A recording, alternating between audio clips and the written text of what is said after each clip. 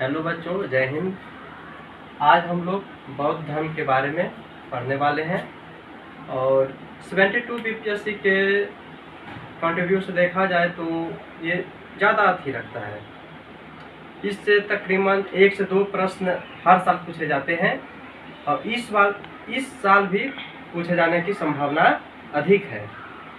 चलिए शुरुआत करते हैं और क्लास का आनंद लेते हैं। चलिए, बौद्ध धर्म।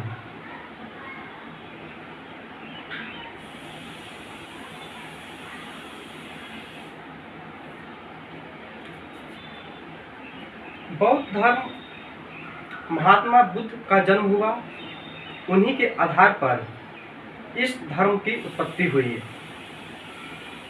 बौद्ध धर्म देखा जाए तो महात्मा बुद्ध का जो जन्म है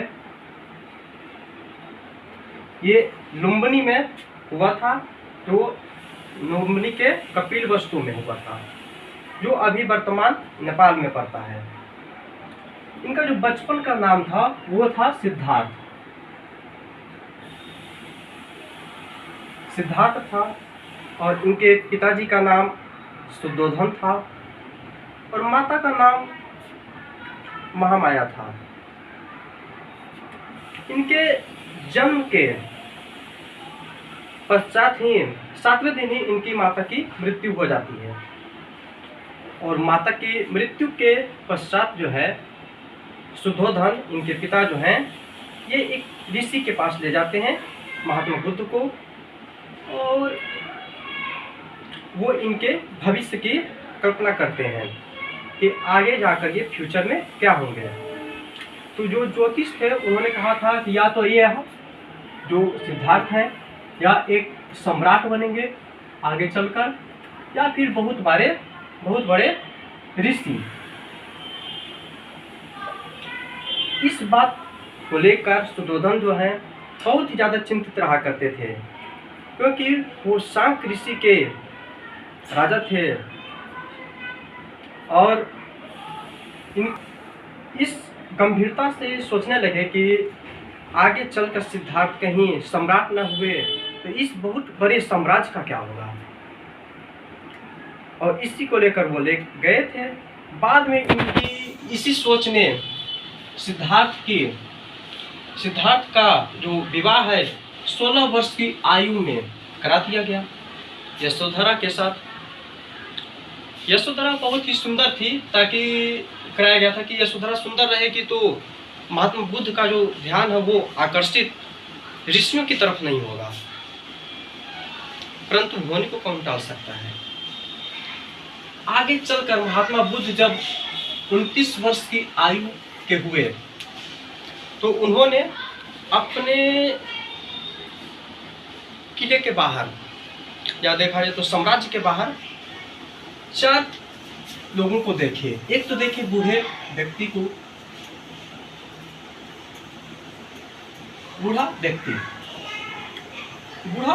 को देखे तो इनके मन में एक ख्याल आया कि आखिर यह व्यक्ति बूढ़ा क्यों है। बाद में इनके जो कंथक थे उन्होंने बताया कि आपको भी बूढ़ा होना है एक दिन। बाद में इन्होंने एक और व्यक्ति को देखा जो बीमार था।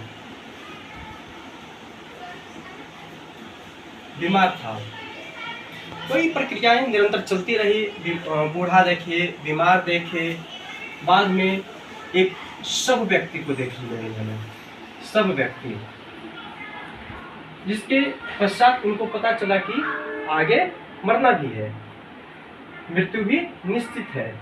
इसके बाद उन्होंने एक ऋषि को देखा।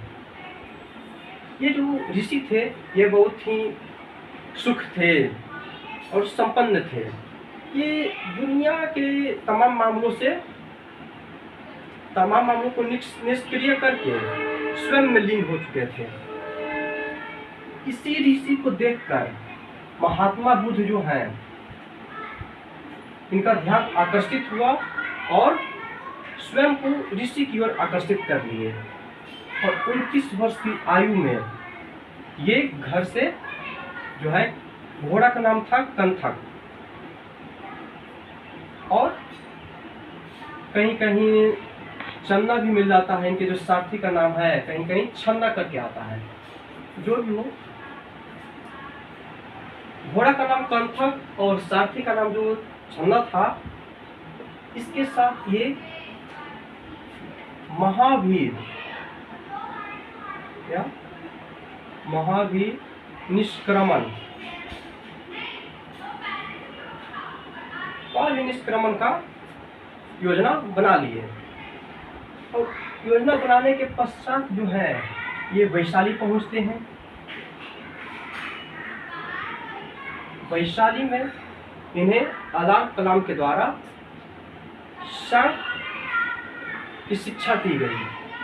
इसके बाद भी ये असंतुष्ट रहे और ये फिर यहाँ राजगीर पहुंचते हैं, नालंदा में।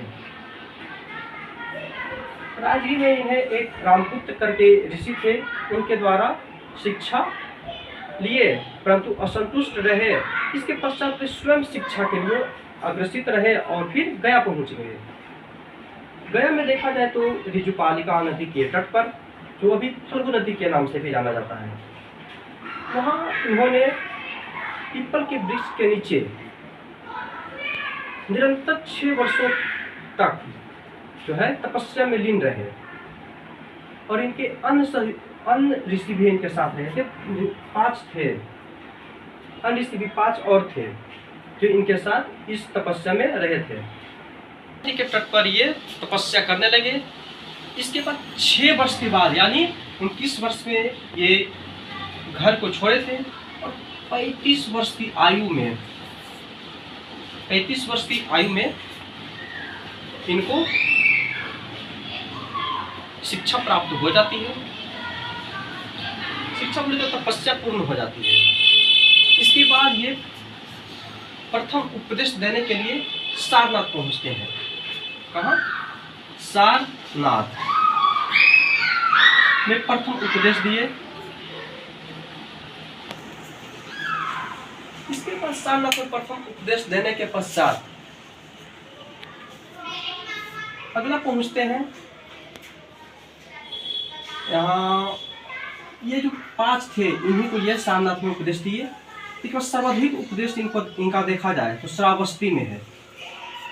श्रावस्ती में सर्वाधिक उपदेश।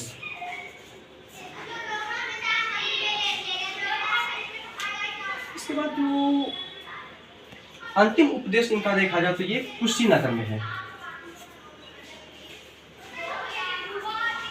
कुशीनगर में अंतिम उपदेश, ठीक है। तब महात्मा बुद्ध को ज्ञान की प्राप्ति हुई और प्रथम उपदेश दे दिए। तब सिद्धार्थ, यहाँ तक तो इनका सिद्धार्थ नाम चल रहा था ज्ञान प्राप्ति के पहले तक, पूर्व तक। जब ज्ञान की प्राप्ति करके प्रथम उपदेश दे दिए तो इनको सिद्धार्थ कहा गया। और जब प्रथम उपदेश दिए जब सारनाथ में, तो इसी को हम धर्म चक्र प्रवर्तन के नाम से जानते हैं। धर्म चक्र प्रवर्तन, इसको धर्म चक्र प्रवर्तन कहते हैं। इसके बाद उनकी मृत्यु कुशीनगर में हो जाती है। कहा जाता है कि पावतपुरी के निकट में एक चंदू नाम का शूद्र व्यक्ति रहा करता था। वो इनको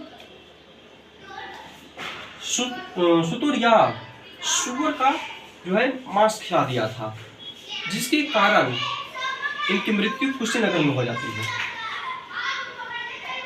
इनकी मृत्यु के पश्चात में इनकी अस्थियों को 8 वर्गों में बांट दिया गया और जगह जगह पर स्तूप का निर्माण कराया गया बौद्ध धर्म के प्रचार के लिए। इन्हीं को जो है बिंबिसार जो था राजगीर में वेणुवन से सम्मानित किया था। जब ज्ञान प्राप्ति के बाद लौट रहे थे तो इन्हें वेणुवन से सम्मानित किया था। वेणुवन जो है बांस का बगीचा है और तो वैसे कुछ खास है नहीं उसमें। उसके बाद महात्मा बुद्ध का जो है महापरिनिर्वाण ये हो गया था 483 BC में, ठीक है। इसके बाद इस समय मगध का जो राजा था यह था अजातशत्रु। इस समय मगध का राजा था अजातशत्रु। अजातशत्रु के शासनकाल में राजगिरी में प्रथम बौद्ध संगीति का आयोजन किया गया था। और इस समय 483 ईस्वी में किया गया था। और इस समय तो जो अध्यक्ष बने थे बौद्ध संगीति के अध्यक्ष, ये थे महाकश्यप। महाकश्यप थे। और इसी के दौरान देखा जाए तो इसमें जो है विनय पिटक और सुत पिटक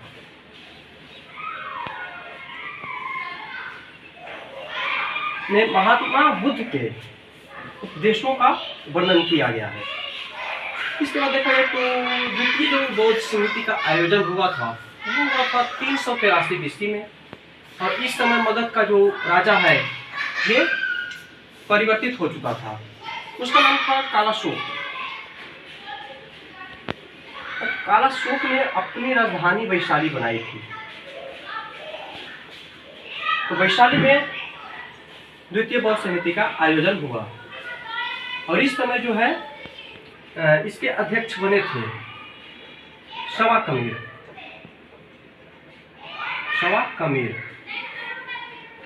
और इसमें जो है बौद्ध धर्म दो भागों में विभाजित हो गया।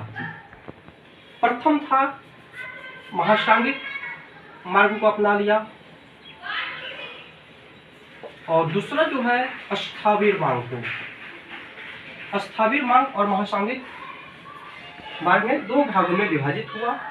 और तीसरा जो बौद्ध समिति का आयोजन हुआ वो हुआ था फिर से आ गया पाटलिपुत्र के क्षेत्र में। पाटलिपुत्र में होना है। इस समय जो मगध के राजा थे ये थे अशोक थे। 251 BC में हुआ था। और इसके जो अध्यक्ष बने थे, अध्यक्ष का नाम था मोक्लिपुत्तिस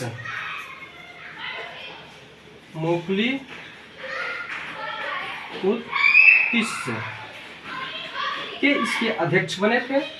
और इसमें देखा जाए तो अभिधम पिटक में इसका संकलन किया गया है। अभिधम पिटक में इसका संकलन किया गया है। अगला जो बौद्ध संगीति का आयोजन होगा वो होगा पहली शताब्दी में। और इस समय जो राजा रहेंगे ये कश्मीर के थे कनिष्क थे। और इस समय जो अध्यक्ष रहेंगे वो रहेंगे क्षमा श्रवण। और इसी दौरान बौद्ध धर्म दो भागों में पुनः विभाजित हुआ और हीनयान और महायान की शाखाओं में बदल गया। देखा जाए तो हीनयान और महायान। हीनयान में था कि जो महात्मा बुद्ध ने उपदेश दिए हैं उसी को निरंतर आगे बढ़ाया जाए। परंतु महायान ने कहा कि महात्मा बुद्ध के उपदेशों को परिवर्तित करके चेंजेस लाकर उसमें महात्मा बुद्ध को भगवान मान लिया गया, ईश्वर मान लिया गया। हालांकि महात्मा बुद्ध को ईश्वर में रुचि नहीं थी। ना तो वो ईश्वर को मानते थे ना ही वो आत्मा को मानते थे। बस वो पुनर्जन्म में विश्वास रखते थे। और देखा जाए तो महात्मा बुद्ध के जीवन काल में उन्होंने कहा कि इस दुख से निपटने के लिए सारा कारण जीवन में है दुख है। और दुख किस प्रकार आता है? जब कोई व्यक्ति कुछ लालसा रखता है, कोई इच्छा रखता है, तो इस इच्छा को समाप्त करके इस दुख का निपटारा किया जा सकता है। तो इसी दौरान उन्होंने अष्टांगिक मार्ग दिया। बोले कि यदि तुम सम्यक दृष्टि रखोगे, किसी के प्रति अपनी बुरी नज़र नहीं रखोगे, तो ये एक कदम होगा कि तुम अपने दुख से दुख को हटा सकते हो। और इस दौरान जो है इन्होंने 8 मार्ग दिए। उसे अष्टांगिक मार्ग कहा गया। सम्यक दृष्टि उसमें सम्मिलित है, सम्यक संकल्प है, सम्यक व्यायाम है, सम्यक स्मृति है, इस प्रकार से 8 हैं। लास्ट में सम्यक समाधि का दिया। इसमें महात्मा बुद्ध की मृत्यु होती है और फिर मृत्यु के पश्चात इनके स्तूप को प्रचार के लिए बनाया गया, स्तंभ को बनाया गया। इसके बाद चैत्य होता है बौद्ध धर्म में पूजा स्थल, जहाँ पर पूजा होता है, गर्भगृह यहीं पर होते हैं। That's all. अगला एपिसोड में मिलेंगे जैन धर्म के साथ।